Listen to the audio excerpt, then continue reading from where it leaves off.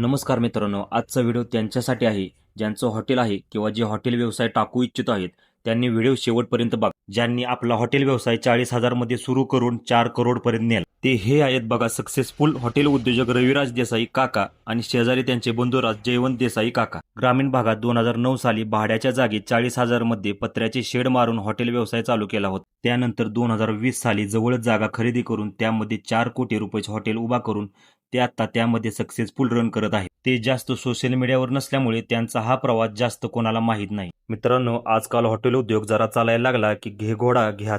आता हत्ती घोडा म्हणजे तुम्हाला माहीतच आहे. पण त्यांनी असा विचार केला नाही. भाड्याच्या जागेतील पत्र्याचे हॉटेल आपल्या जागेत कसे आरसीसी बांधता येईल याचा विचार केला. ग्रामीण भागातील लोकांना 300-400 लोकांपर्यंत कार्यक्रम करता येईल असा हॉल उपलब्ध केला. एवढे मोठे हॉटेल बांधूनही त्यांनी जेवणाचे रेट ग्रामीण भागातील लोकांना परवडतील असे ठेवले.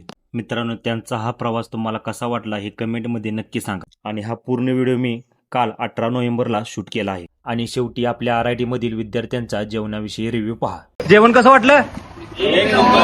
हॉटेल रविराज यायला लागतंय.